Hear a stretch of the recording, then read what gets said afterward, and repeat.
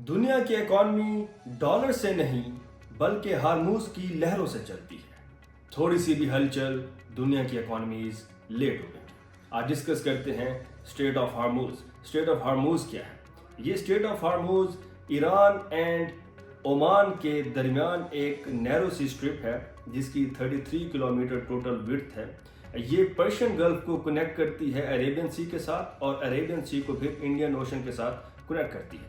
20% of oil transport होता है daily basis पर, ग्लोबल ऑयल ट्रांसपोर्ट होता है यहाँ से स्ट्रेट ऑफ हार्मूज से। इसके अलावा 20 to 30% LNG यानी कि लिक्विफाइड नेचुरल गैस यहाँ से ग्लोबली जो है ना ट्रांसपोर्ट होती है। ये तो स्ट्रेट ऑफ हार्मूज की एक इम्पोर्टेंस है। इसके अलावा straight of Hormuz 500 billion worth की एनर्जी एक कॉरिडोर है, यहाँ से एनर्जी ट्रेड होती है। ना सिर्फ एनर्जी ट्रेड बल्कि ये एक ट्रिलियन एनर्जी कॉरिडोर है जिसमें energy plus non energy corridors भी है ये, यानी नॉन एनर्जी अप्लायंसेस भी यहाँ से ट्रांसपोर्ट होती हैं, जैसे कि इलेक्ट्रिक अप्लायंसेस हैं, इलेक्ट्रिकल कोई मटेरियल है, जैसे कंज्यूमर गुड्स हैं, जैसे व्हीकल्स हैं, जैसे मशीनरी है। तो इसकी अगर हम वर्थ की बात करें तो $700 बिलियन टू $1 ट्रिलियन तक की नॉन एनर्जी यहाँ से ट्रांसपोर्टेशन होती है और $500 बिलियन की यहाँ से एनर्जी की ट्रांसपोर्टेशन होती है। इसके अलावा अगर हम बात करें एग्रीकल्चर की तो एग्रीकल्चर यहाँ से 33% ट्रांसपोर्टेशन होती है ग्लोबली। और इसकी अगर हम मेन एक्सपोर्टर की बात करें तो स्ट्रेट ऑफ हार्मूज की जो मेन एक्सपोर्टर हैं 6 हैं, जैसे कि इराक है, ईरान है, UAE है, कतर है, कुवैत है एंड सऊदी अरेबिया है।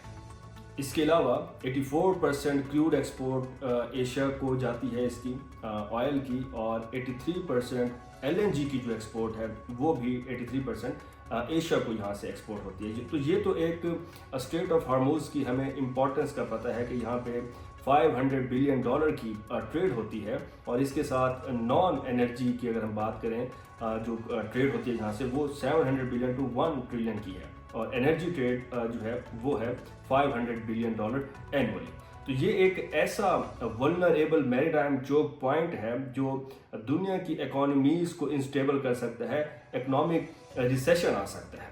अब अगर हम स्ट्रेट ऑफ हार्मूज को क्लोज करने की इम्प्लीकेशंस पे बात करें तो हम देखते हैं कि इसके जो मेजर एक्सपोर्टर हैं और मेजर इंपोर्टर्स हैं, और फिर इसका इफेक्ट किसके ऊपर पड़ सकता है। तो जो मेजर एक्सपोर्टर हैं मैंने जैसे डिस्कस किया कि इसमें सऊदी अरेबिया है, UAE है, ईरान है, कतर है, कुवैत है और इराक है। ये इस रीजन के major exporter of oil and energy हैं। इसके साथ कतर की अगर हम बात करें तो कतर LNG का मेजर एक्सपोर्टर है इस रीजन में।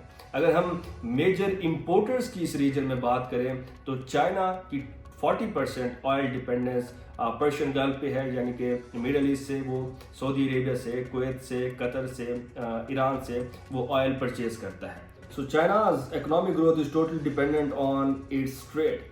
अगर ट्रेड ही डिसरप्ट हो जाती है, अगर उसकी ऑयल की डिसरप्शन हो जाती है तो चाइना की इकॉनमी भी इस पर कॉम्प्रोमाइज़ होती है। चाइना का जो इकोनॉमिक गोल है, जो कि वो चाहता है कि मैं वर्ल्ड ऑर्डर को चेंज करूं और मैं अपनी इकॉनमी को ग्रो करूं, तो वो भी चाइना को भी इससे एक इम्पैक्ट ये हमें नज़र आता है। इसके अलावा अगर हम देखें चाइना ने इन्वेस्टमेंट की हुई है CPEC में, चाइना ने इन्वेस्टमेंट की हुई है one belt one road initiative में, तो चाइना को यहाँ से एक सिक्योरिटी कंसर्न भी हमें नज़र आता है, सिक्योरिटी थ्रेट भी नज़र आता है, जो कि उसकी इन्वेस्टमेंट के ऊपर एक वाज़े थ्रेट है। चाइना भी इस वॉर में एक वल्नरेबल स्टेट है। हमने एक डिस्कस किया पाकिस्तान, दूसरा हमने डिस्कस किया चाइना। चाइना को सिक्योरिटी थ्रेट्स भी हैं, चाइना को CPEC का सिक्योरिटी थ्रेट भी है और इकोनॉमिक थ्रेट भी है, और डिसरप्शन ऑफ ऑयल से वहाँ पे भी इन्फ्लेशन हो सकती है, और चाइना का जो गोल है वो कॉम्प्रोमाइज हो सकता है। अगर हम इसको थोड़ा सा ब्रॉडर पर्सपेक्टिव में देखें और अगर हम ब्रिक्स की बात करें, यानी कि Brazil, Russia, India, China and south Africa plus उसकी एक्सपेंशन की बात करें, और अगर उसमें मैं सिर्फ 3 मेंबर्स की बात करूं, UAE,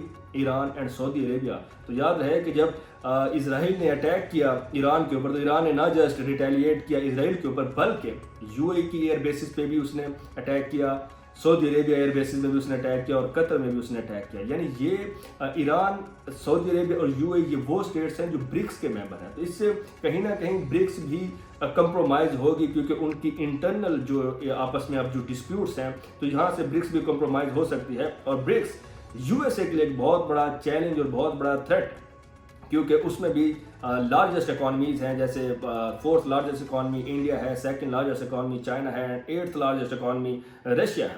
तो यहाँ से भी ब्रिक्स जो है, जिसने एनडीबी बनाया, न्यू डेवलपमेंट बैंक बनाई, इसके अलावा आईएमएफ को काउंटर करने के लिए, इसके अलावा डॉलर को युआन से रिप्लेस करने की स्ट्रगल है ब्रिक्स में। और ब्रिक्स में एक 44% ऑफ द ग्लोबल वर्ल्ड जो जीडीपी है वो भी हमें नज़र आती है।